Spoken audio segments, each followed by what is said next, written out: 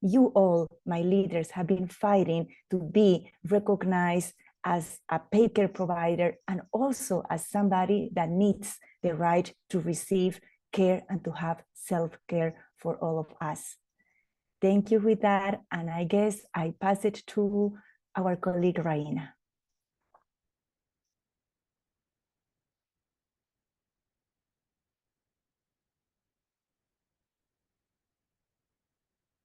Thank you, Adriana. Before I take up the space to speak, Fernanda, would we be playing any videos at this point of time, or can I continue with the moderation? Adelante, adelante, Reina, estamos perfectos. Ya Go podemos ahead, Reina. We can start with the panel. Thank you. Go ahead. All right. Hello, everyone. My name is Reina Bhattacharya, and I am the Program Officer for Asia at the International Domestic Workers Federation. I will be moderating today's panel, which consists of a range of wonderful speakers from different regions of the IDWF, and all of them should be speaking on care from their experiences, from their perspectives, and positionalities as domestic worker leaders from across the world. The care economy, as it stands today, is organized in such a way that reflects profound inequalities across class, caste, nationality, gender and sexual identities, race, ethnicity, and migration status. It currently exploits the labor of racialized women and girls, migrant women, and women informal workers, as we all know, while denying them access to care services, decent work, and social protection, thereby exacerbating the inequalities that exist in the world of work, as well as persisting structural and social inequalities. So in such a tumultuous context, domestic workers across the world are bearing the burden of care.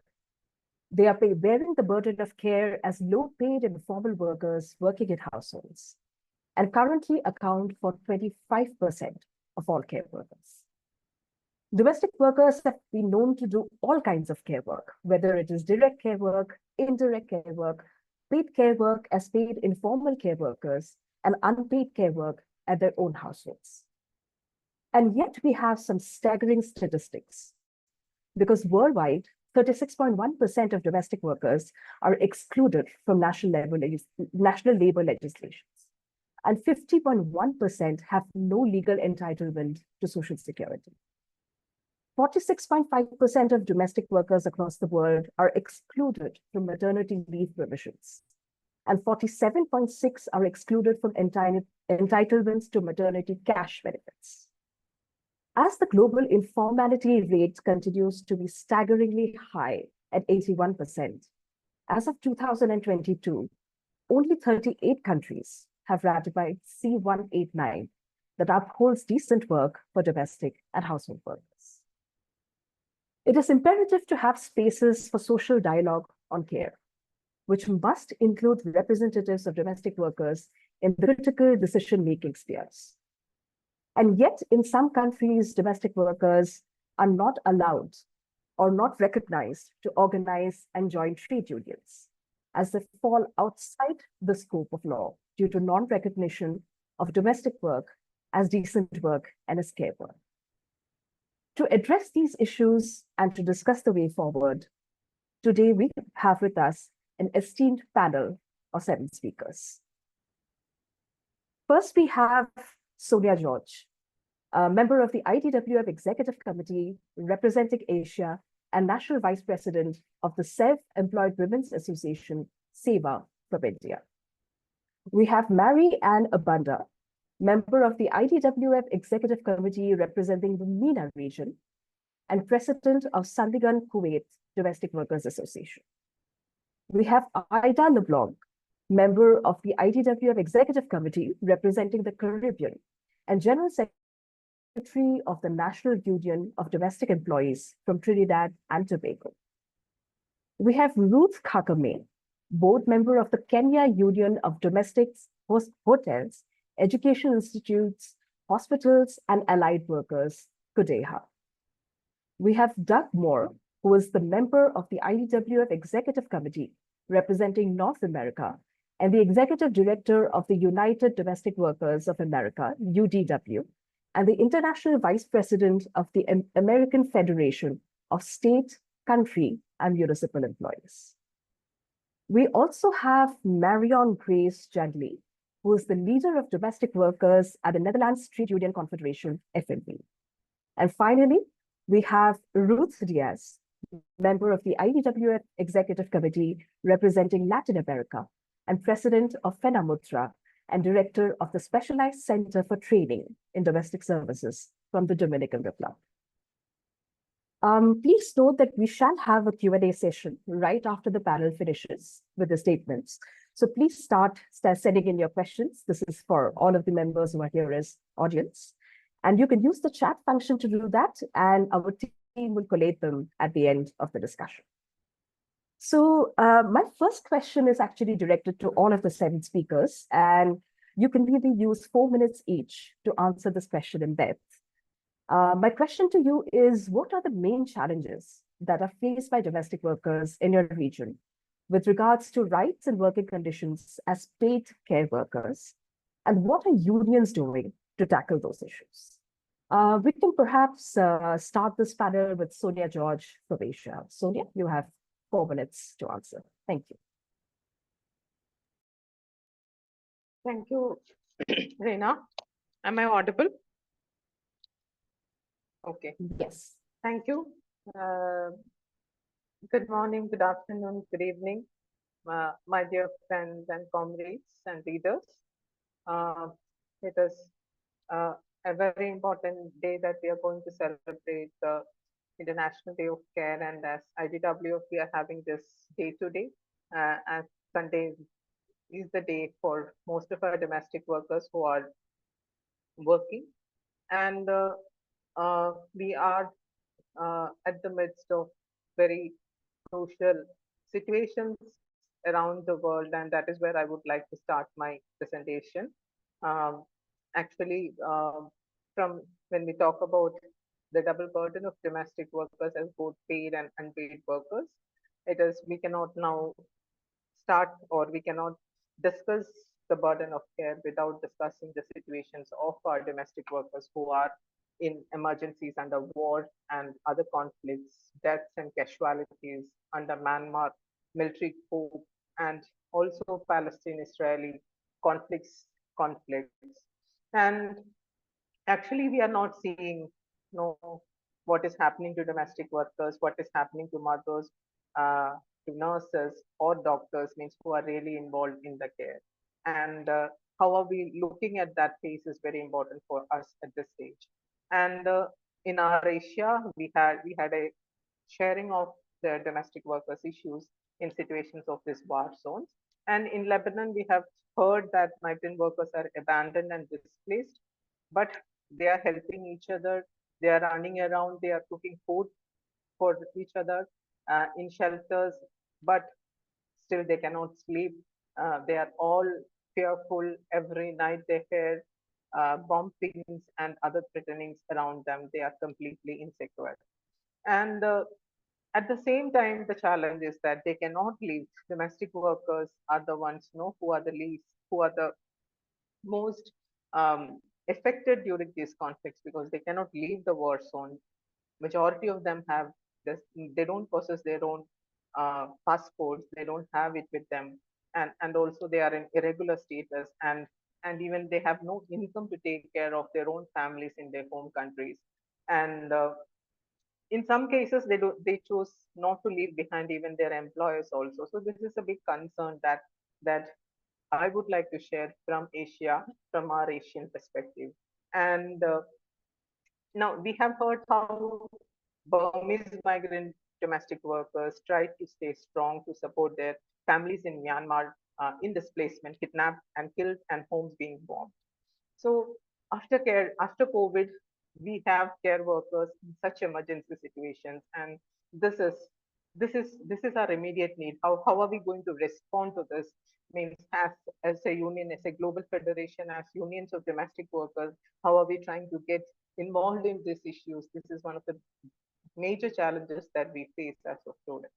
So this is from there. maybe I would like to share some of the general issues that domestic workers as care workers are facing. So from the Asian perspective, IDWF we have conducted uh, a care policy campaign in 12 countries in Asia, and we have looked at the facts and figures and see how governments are ignoring the care needs of the people, which has led to a tremendous share of care burdens by domestic workers. So the 5 Rs which we are seeing now, which is being campaigned by ILO in the context of that is representation, recognize, reward, reduce, redistribute. These 5 Rs are absent for the care workers. That is what we are trying to push in our international campaigns, because all around the need for care workers are increasing, lack of care policies and also care infrastructure. Also, community-based care services are lacking and limited coverage of public long-term care. So as we see in our recently concluded ILC discussions, care is not a commodity. No, we have to fight against utilizing care as a public commodity, but instead as a commodity, but instead we have to campaign for addressing care as a public good, and how much public facilities, care facilities that we are campaigning for, that is very important. And that is completely absent, and care is becoming more and more privatized. And what we have heard is that means I am here soon after the Asia Pacific uh, Care Forum, which is which was just concluded 2 days back, and we were very disappointed as workers in that care forum, because uh, as it is conducted by Global Alliance of Care and UN Women, we have been very few of us had space there, but at the same time, the entire space was filled with corporates and enterprises, business enterprises, and the concept of care is looked from from the perspective of profit. And the entire conference was discussing on that, and we were so frustrated to see that the issues of workers are not addressed in that sense. So I think it is definitely high time for us to address care from the perspective of workers. Now we have data. We have been covering countries to look at data from looking at care from a public good perspective, and how as domestic workers unions, we are trying to address this, the questions of decent work, social security, issues of migrant domestic workers who are in conditions of war and other vulnerable situations, and how, as a global movement, how are we focusing on on the needs of our domestic workers, so that it would be heard at the national, international, regional forums, and especially in international, inter-regional dialogues that are going to take place soon. So this is where we would like to present as Asia the challenges in front of us, and how we have to go before it. Thank you. Thank you so much, Sonia. May I now ask Ida to speak? Please, you can take 4 minutes. Are you hearing me? Yeah, right. Yes, Good morning, everyone. Greetings on Care Day, today, the International Day of Care. Well, our biggest challenge here is that domestic workers are not recognized as under the Industrial Relations Act. We can see as when they are dismissed wrongfully and just sent home after 20-something years or 15 years of employer. Our is that they do not pay the national insurance, which is very important, because when you reach 60 years, you're able to get pension and other leave, maternity leave. You're not able to get these things. And even though we have been lobbying for years, and now we have been lobbying to get the ILO Convention ratified, domestic workers, the government still, it falling on deaf ears. The government refused to acknowledge that domestic workers have rights and they should be recognized as workers in our country. So that is our biggest problem in going forward. So we intend to start recruiting members all over Trinidad and Tobago and letting them know what is happening, because next year we have elections. So we have to raise our voices. And if we can't get that, well, I don't know what will happen. So because that is why we continue to tell domestic workers that we must strike on International Women's Day. Do not go out to work. Let them see the importance of the work that we are doing as domestic workers and caregivers in our country. Thank you very much. Thank you so much, Ida, for those fun thoughts. May I now ask Doug to take up the space to speak, please?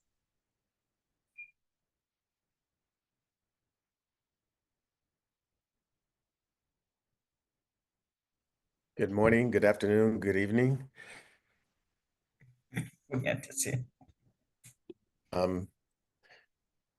First of all, I'm getting over a cold and I've had about 3 hours sleep.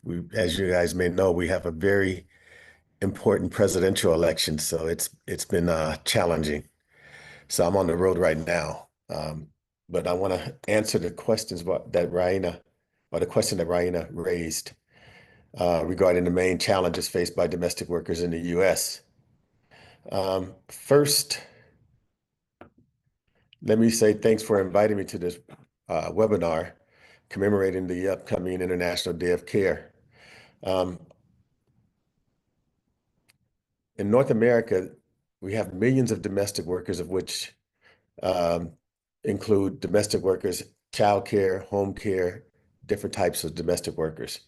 Our union, UDW, is the largest union of its kind in the country. We represent more than 180,000 care workers who support people with disabilities, seniors, and children to live their best lives. Now, I can break down for you how we as a union, along with our partners from the National Domestic Workers Union, are addressing the issues facing care workers in the United States.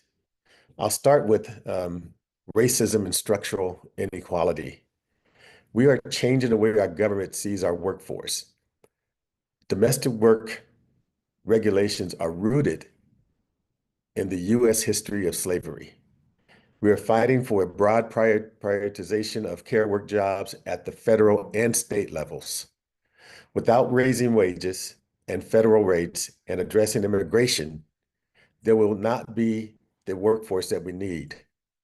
We are working with the Care Can't Wait Coalition to demand more spending in the home care and child care sectors. With more spending comes our demand that more of those dollars go directly to workers, including through overtime and sick pay and retirement for when they age out of the workforce.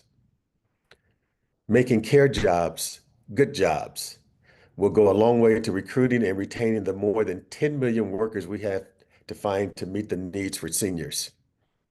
And fixing our broken immigration system will mean undocumented workers can be treated just like any other worker in our country, no longer facing exploitation and harm in the gray economy. So let's talk about investment in care. Right now, the majority of Americans cannot afford the care that they need. Our governments need to make significant investments in care work and improving the care delivery system. Care is infrastructure, just like roads and bridges. We are working to elect people to lead who prioritize care work. With more dollars in the system, we can expand who is eligible to receive home care and child care. And we can require companies that provide the care to agree to labor standards, including higher wages and a right to a union. In California, we are fighting for statewide collective bargaining to ensure that there is a fair wage and benefits everywhere. Another issue that impacts care workers is climate. Care workers are often on the front lines of climate disasters, just like they were in the COVID pandemic.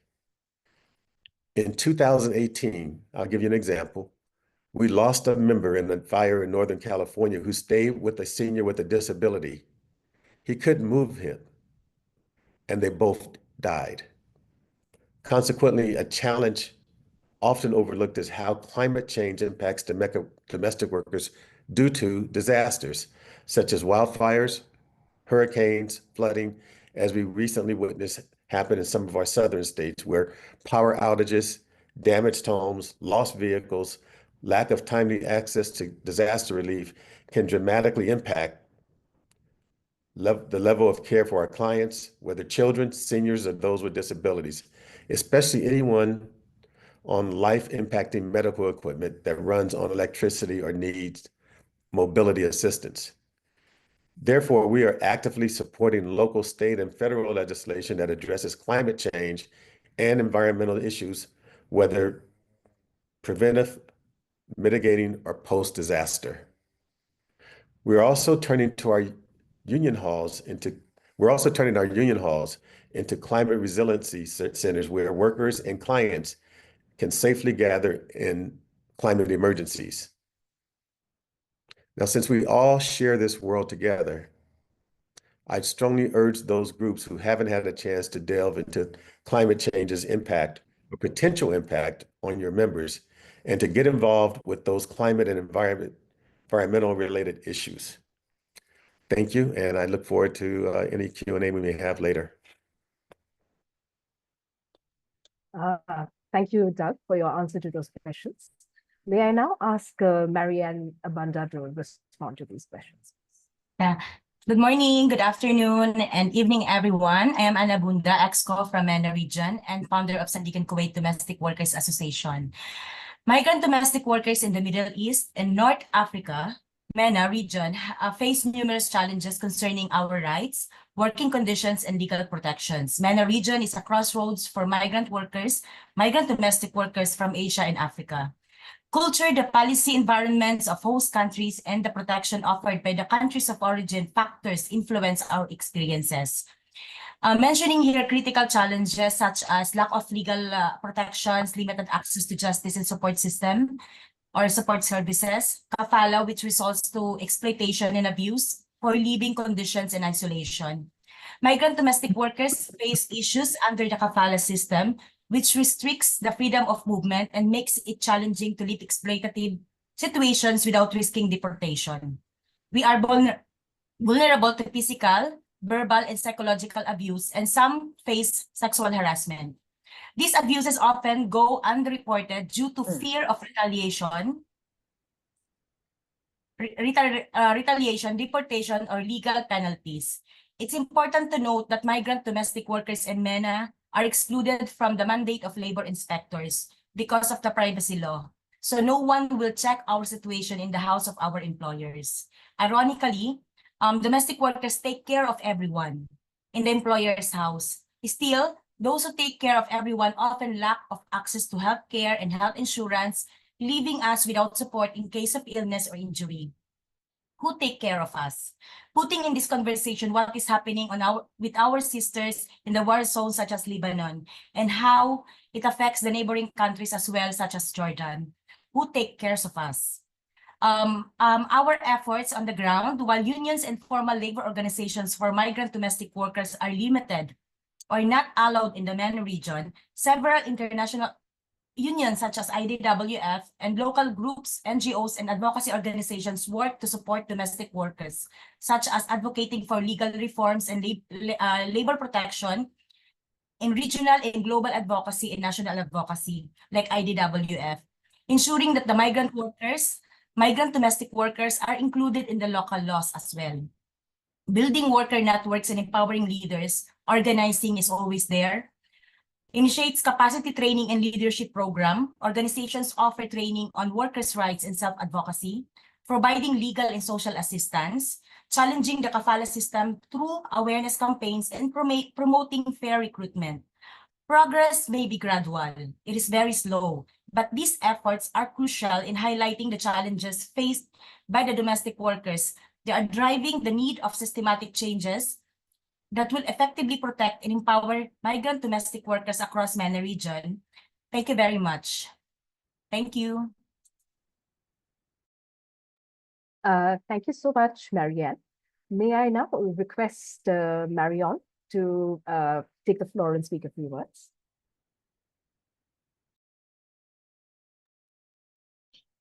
Good day, everyone. As we all know that domestic workers are often behind our clean houses, cook meals, and the care of our beloved ones. They play a key role in ensuring the well-being of our households and allow us to achieve an improved work-life balance. However, despite their essential role, many domestic workers in Europe is still lacking recognition and have no access to fundamental workers' rights, including collective bargaining, as well as the social security and social protection. Moreover, during the COVID-19 pandemic, many domestic workers have lost their job or have suddenly become homeless due to their precarious conditions and the fear of contagion. The pandemic meant for many of them also an increased exposure to sexual harassment and domestic violence.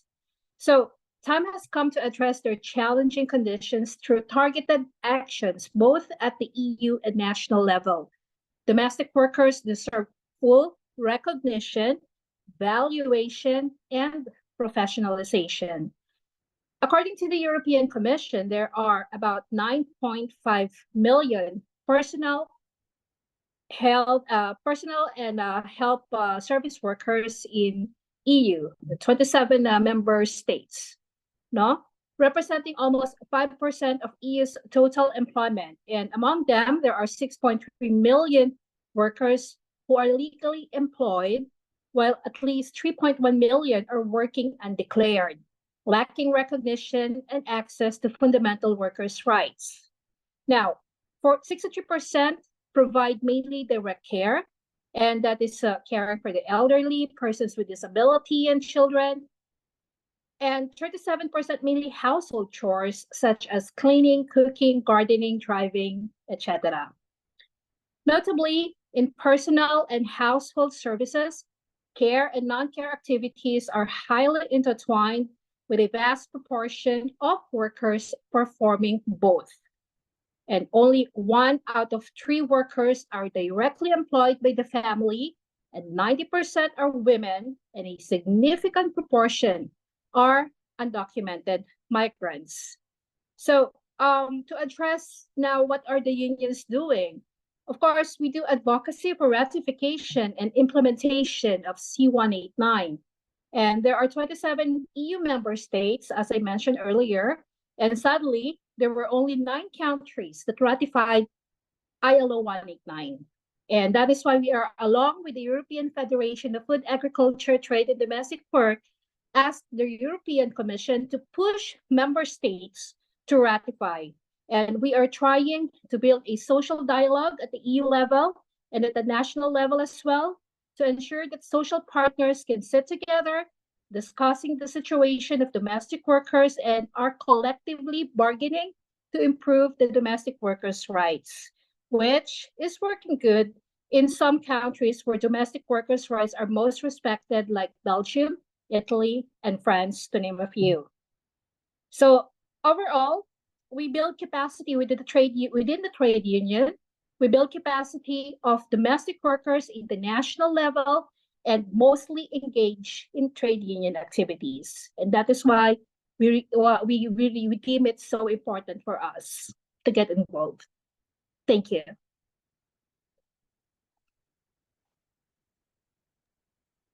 Thank you so much, Marion. May I now ask Ruth Diaz from Latin America to come and speak a few words?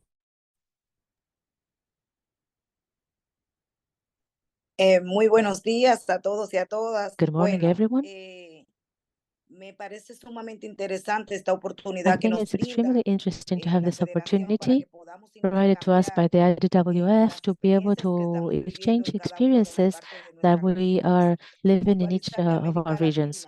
In Latin America, Latin America is one of the leading regions in terms of ratification numbers, but not in implementation. And now we have one more challenge, and that is we need to make visible domestic work as care work. And this is a campaign that we have been promoting. We're trying to have a challenge. We're trying to overcome this challenge for all countries that are saying in one way or the other, care, they should have public policy that puts domestic workers at the center. We're working with El Salvador, Guatemala, and Honduras in connection with the ratification. These are the only 3 countries of our affiliates that haven't ratified the ILO convention yet. In Guatemala, there's a very important experience because they don't have the ratification nowadays, but they're establishing what they call the Working Group for Care. And we were able to have a multi-sectoral working group where public policies that have to do with care can be made evident in connection with labor law. And so in this working group, we have the Ministry of Women, which is a unit that represents that segment, the Ministry of Work, the Ministry of Development, and the Ministry of Economy, and also the First Lady's office, that is the one that prepares public policies that have to do with care. This is an important experience in the countries, or 4 countries that haven't ratified the ILO convention, because we can have some kind of implementation without having such ratification. And we can take advantage of this very important topic as is care. However, care for Latin America, and as I've heard, it's the case for other regions as well, is a challenge to put domestic work as part of the system, as part of the driving force for all the care work, because the discussion and what we were able to see before the ILO in the international conference, and which we need to highlight now, is that at some point they wanted to divide domestic work from care. And no, that is indirect care work. Okay? And in the end, domestic workers provide direct and indirect care. So that's the first step, the first link in the chain, the first structure for us to be able to join domestic work and care work. And the other challenge is who provides care to those who care for us. And so we need to have policies, strategies, very specific strategies to be able to make visible the rights with a wide gender-based approach that can highlight the difference between men and women, both for those who provide care and those who receive care. And so I think that in some places like Colombia or Dominican Republic, Argentina, they are developing interesting forms of care where workers have the opportunity to participate in working groups, in decision-making groups that mandatorily have to take domestic workers into account for policy development. And this is where we're aiming at. Domestic work, care work, discussions are being held, and we need to find a way to be present even if we're not invited. And another thing that I want to highlight is training. We have a significant challenge before us. Only a few unions, only a few organizations can have the opportunity to train our own members. And I think the discussion today is that care workers have to be professionalized. However, domestic workers throughout history, throughout their lives, have not been professionalized. And now we have to try to revalue and to recognize and to include dignified salaries and dignified conditions like in any other worker's case, because the pandemic made it evident how important this issue is. And so I will leave these 3 pillars for you.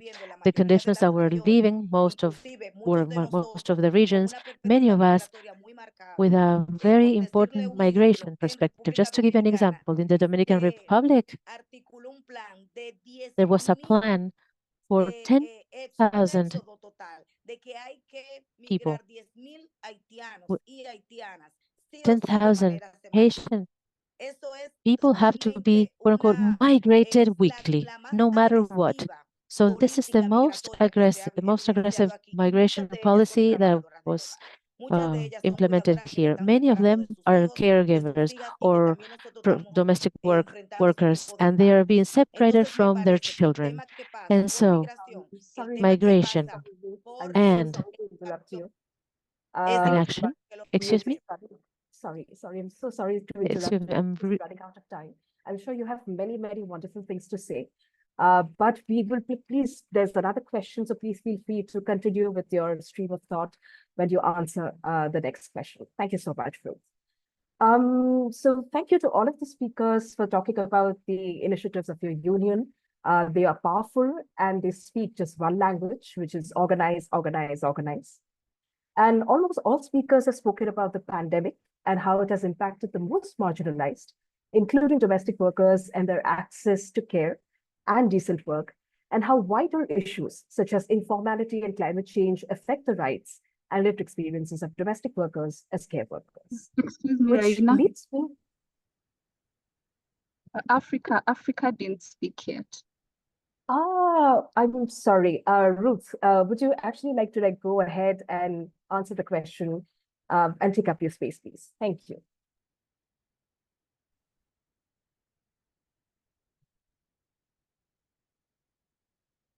Thank you so much, Ruth from Kudeha.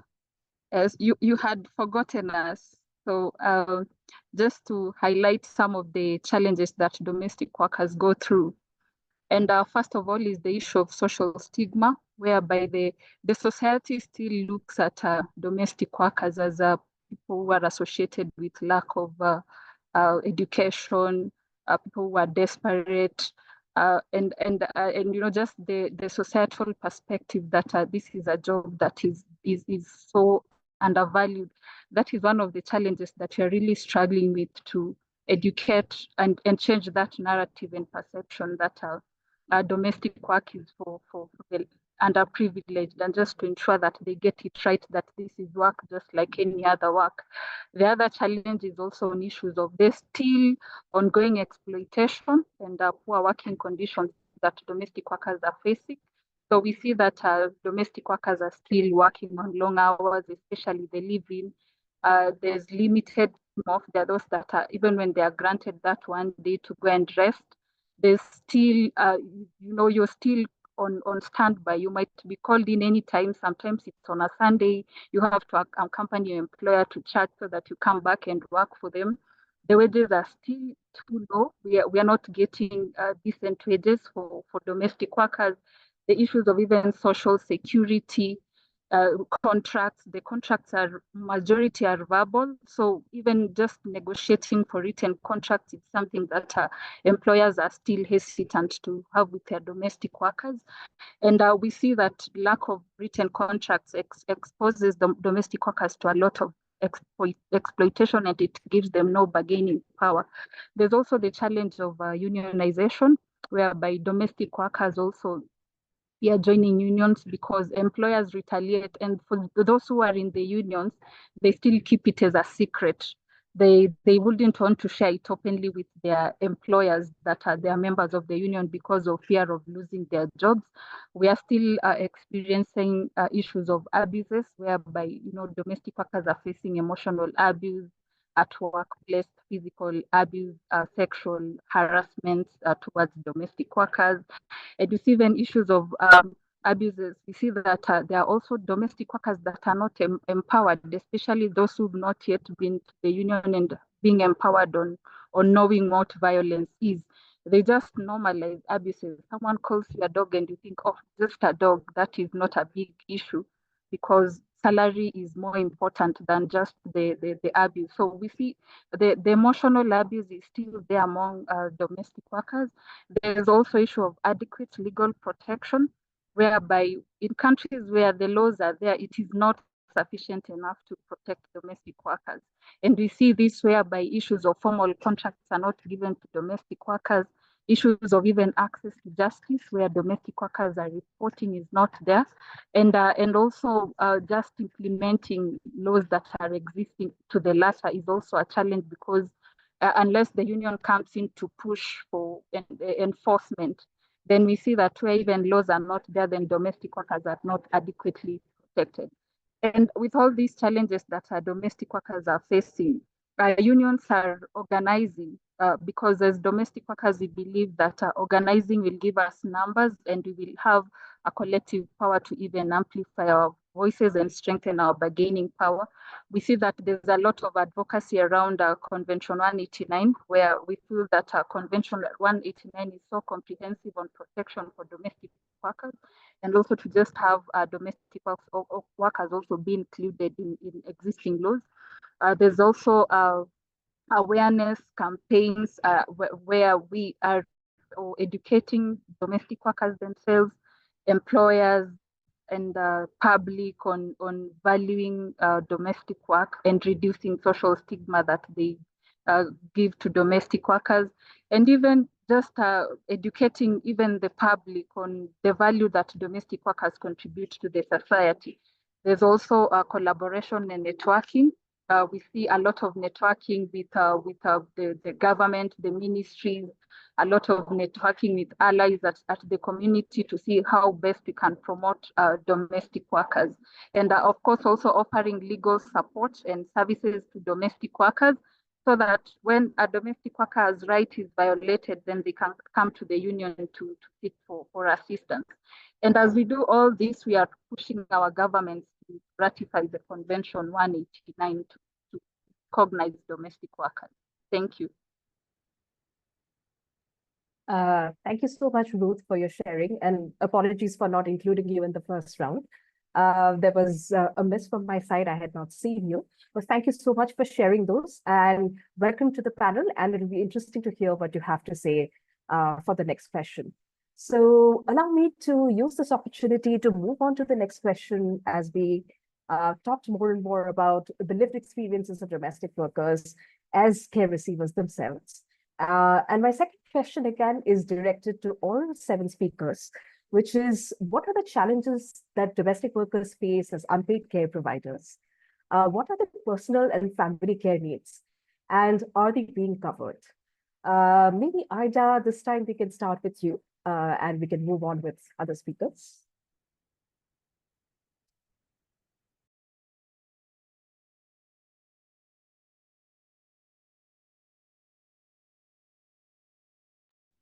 Right, I'm on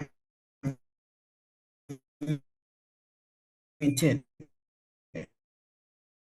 We do is a skill domestic work. We clean homes, make up beds, dust furniture, cook meals, prepare children to go to school, care for children who are sick, the disabled, and sometimes the elderly in the home. We now see men taking on jobs to see about aged men in particular. Some of them refuse to acknowledge as domestic workers. So they call themselves handymen who work around the house. And even they are not recognized as workers because our Industrial Relations Act states that anyone who works in and around the house and paid by the householder is not a worker. And that is our biggest issue when coming to with regards to the domestic workers, and they want to be like all other workers. So this work in the home and this category of workers who are not considered as workers under the industrial relations, we continue to lobby government for years now without support of the trade union movement in our country, although we support them when they have any event. Because I believe those leaders of trade unions, they also have domestic workers working in their homes. So it is not in their interest for this law to be changed, even though we have lobbied CEDAW and got them to make a recommendation to government that states the government must amend the Industrial Relations Act to include the domestic workers. the government refused to do so. The skill that we have been using for years in the homes of the employers for pay and sometimes for no pay is now being taught in schools, and these workers are negotiating better wages for the skills they are expected to perform, but still not enough. So we must not only celebrate the Day of Care, but we must all be proud how society seems to be slowly acknowledging the importance of this work we do in their homes. So we need to get together and call and demand on governments everywhere to acknowledge domestic as workers and give them the rights and protection as all other workers in the workforce. We all need decent work. However, we must learn about lobbying strategies at the local government level. We need a more rigorous structure which must be put in place to ensure that in our country we have national insurance, to ensure and other countries have other insurance that they call it by other names.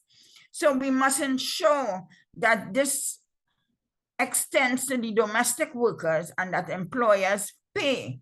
So whilst government will go to factories and stores to find out if they're paying the national insurance, they would not go in people's home. Long ago, I remember when I first started this work, they used to go to people's home, but I don't know if it's because of the crime or what, that people not letting anybody come into the home, and they're getting away scotch-free with how they're treating the domestic workers.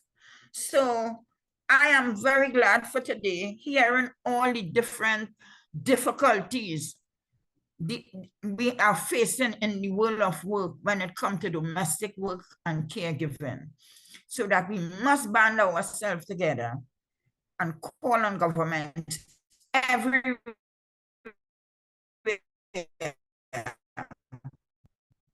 to recognize them as good working conditions to ensure a good life for domestic workers, because we care. Thank you very much. Thank you so much, Ida. May I now ask Marianne from MENA to speak a few words?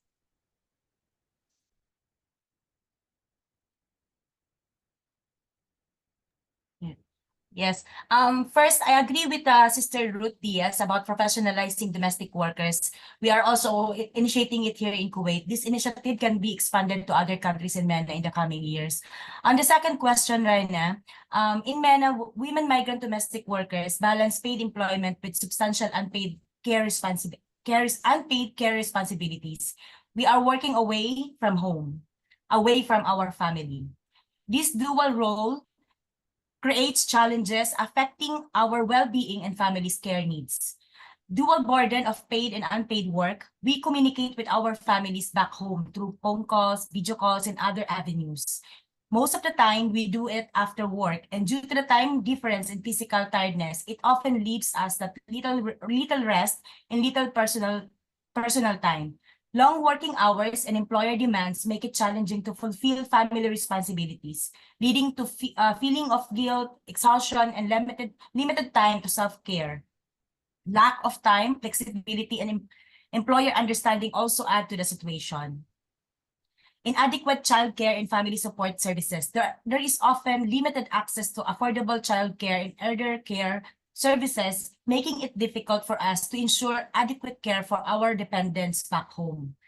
Financial constraints and lack of access to social security. Many domestic workers earn low wages, leaving us financially vulnerable and unable to afford paid help or care services for our families.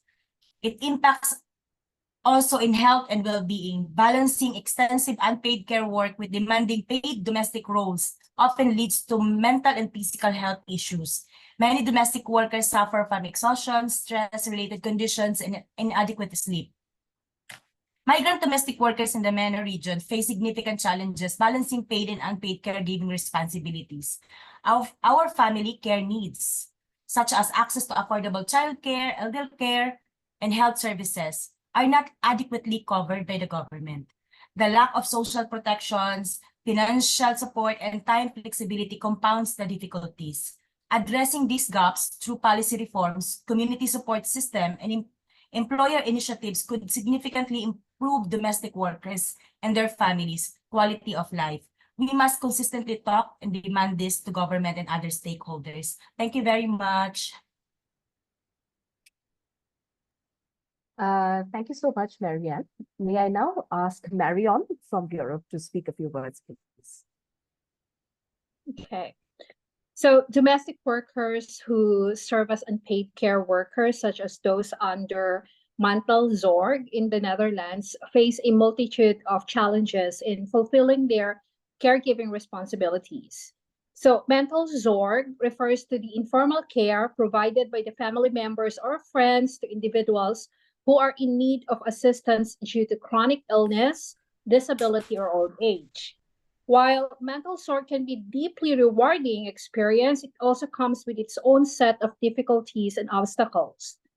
First, they are unpaid care workers who lack recognition and support for their efforts.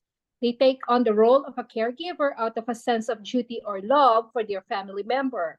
So, for example, you have to give up your job because you need to take care of a chronically ill parent because institutions are full and there is a big lack of professional caregivers in the country. And this is what we consider the stopgap. So to sustain the personal and basic needs, the taking care of a chronically ill family member or a friend can apply for a social welfare to receive a quote-unquote salary from the government because that individual cannot work on formally. Or sometimes, many caregivers are forced to reduce their working hours or leave their jobs entirely in order to provide care for their loved ones, which can result in a loss of income and financial stability. And this can create significant stress and anxiety for caregivers as they struggle to make ends meet while also meeting the needs of their family member. So unfortunately, the needs of domestic workers who serve as unpaid care workers are often not adequately met. Many caregivers do not have access to the support services and resources they need to effectively care for their loved ones while also maintaining their own health and well-being. This lack of support can lead to increased levels of stress, depression, anxiety among caregivers as they struggle to juggle their caregiving responsibilities with their own personal needs. And as long as domestic work is not recognized by the government as work, women will be taken as enslaved workers to fill in the gap of this public care gap. So, moreover, in order to address the challenges faced by domestic workers who serve as unpaid care workers, it is essential that policymakers, employers, and society as a whole recognize and value the important role that caregivers play in supporting individuals in need of care. Caregivers must be provided with access to support services, respite care, and financial assistance to help alleviate the burden of caregiving and ensure that they are able to maintain their own health and well-being. Thank you. Thank you so much, Marion. May I now ask Ruth Kakame from Africa to speak a few words and answer this question, please? Thank you so much, Raina. And I'll begin with a second question on what are the personal needs of domestic workers as unpaid care workers. And you find that even as domestic workers work, they lack time to take care of themselves. So they lack time to go exercise, to go rest, to go for recreational activities, to go for beauty, to go. Sometimes the work is too much and there's limited time for them just to take some time off to attend to their own personal well-being as workers. There's also issue of one of their needs is also on healthcare. We have domestic workers who have chronic conditions and they need to go for routine medical checkup. There are those who also, because of working for so long, they experience burnout and they even face mental breakdown. They just need some session to go for therapy sessions.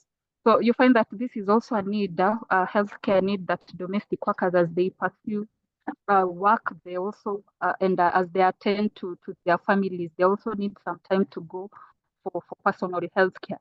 There's also issue of developing their skills as domestic workers. As unpaid care workers, sometimes, you're working and you lack even time because the demands of meeting your family needs at the same time also being needed by your employer out there. It even, affects your ability to go for skills training. Maybe you want to train as a child care or a worker, as a caregiver to look after sick people. It takes away your time and you lack a lot of time to just go and develop your skills as a domestic worker. And as my other sister said, also work-life balance for domestic workers. You have children that you need to take care of. You have a sick family member. Sometimes you have a person living with disability that you need to take care of. And because the work is too demanding, you're spending a lot of time at work. You even, fail to meet the family responsibilities that you're entitled to as a domestic worker.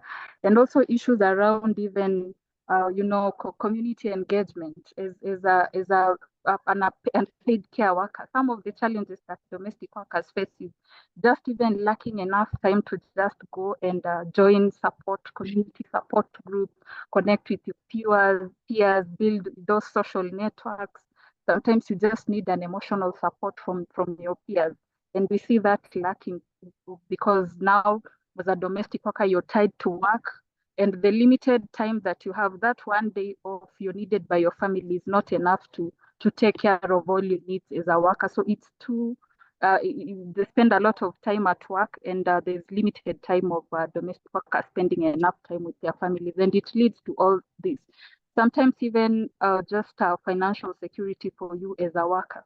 You find that even as still being an unpaid care worker, it limits your time to go and work. Sometimes the demand of attending, for instance, to a family member that is unwell, it takes away much of your time, and just balancing that with also other struggles to go and work and get income to support the family. It derails the family's financial status, and for you, a domestic worker, you have to struggle even more to get income to support your family. Then, as this happens, then we will then just look at what is the implication to the domestic workers. You find that domestic workers will still feel that they are all strained. And with all this happening, then you feel that there's a lot of exhaustion. You exhaust right from the work. At the same time, you have multiple responsibilities at home. It leads to mental and physical breakdown to domestic workers. In our organization, sometimes we encountered a domestic worker who just became, mentally challenged because of, the demands that she has to meet at the workplace and still at home. And even as domestic workers do this, just balancing that unpaid responsibility with work, just balancing work and family, it's a very difficult issue for the domestic workers. And most of the time, they feel that they are isolated from the public, limited time to engage with families, friends, and communities, limiting even, your roles as a domestic worker to go out and interact with people. And we see that as unions, for instance, what are we doing about it? In my union right now, we are looking at how then can we ensure that domestic workers are financially secure. Just collaborating with youth organizations involving the private sector to see how best can we cushion the livelihoods of domestic workers and improve the working conditions of domestic workers through advocacy. And also have implementation of laws. When we are speaking into the issues of social security, are domestic workers getting their benefits? Is it meeting their demands back at home and also their other, just to meet their basic human needs? Then also just looking further to see that the wages are also improved. When domestic workers are struggling with low wages, they are not able to meet their other demands of life. That's why you find that most of domestic workers will work up to old age because money is not enough for domestic workers. So even pushing for minimum wage, and not just minimum wage that is not fair to the domestic worker, other demands within employment that will ensure that domestic workers are going out to interact with their families on off. Domestic workers are going out on leave to rest and have enough time with their families. And domestic workers, when it is a holiday, they are free to go out and also enjoy themselves as human beings. And we are creating a lot of So sorry, Ruth, to balance. interrupt you. So sorry, your time is up, but there are more question and answers that are coming your way. So maybe you can use that time to talk about some of the points that you could not speak about right now. So thank you, Ruth. I am now going to ask Sonia George from Asia to speak a few words to this.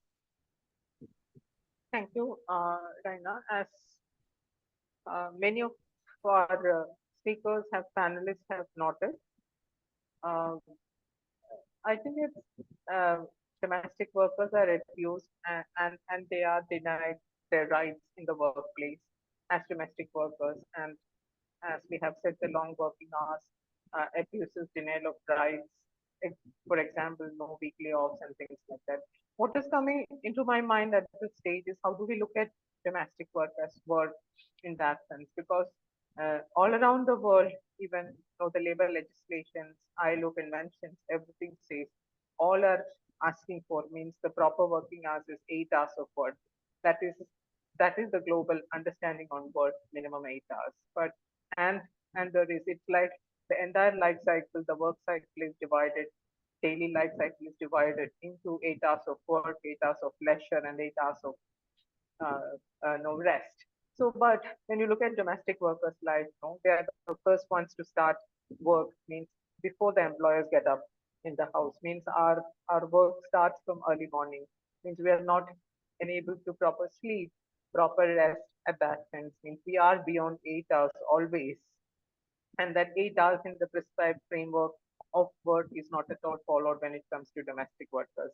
So that means how do we look at care from a domestic workers perspective is very important. We cannot, or the entire global narrative or framework of work, when they look at work from this perspective, we are not asking for such a kind of perspective. We are asking for recognizing work from a very different framework where we have to think about, our workers have special rights, special responsibilities, and special care needs. That could be the focus, the emphasis of, or the challenge of domestic workers. That is why when many of the rules and laws of regarding to workers are being established all around the world, domestic workers are not included. Home is not recognized as workplace. That is what we are fighting. If home is not recognized, our rights are not recognized. Our rights are not being visibilized. Our timings are not recognized. We work beyond clock time. So who is talking beyond clock times? That is something that we have to ask. We are asking for rights beyond clock times. That is the challenge of a domestic worker. So that is why. Who is talking about our occupational health and safety? Nobody is talking about our occupational health and safety. When we are being raped, means abused, raped, or kidnapped by our employer, there is nobody to take care of us because there is no evidence to prove that we are a domestic worker. That means we cannot go before the police or the state registering a case or go forward with any complaint. So that is something. So that is where the violations are happening in terms of the unpaid care needs of domestic workers, and that is something I think it's very crucial for us for this.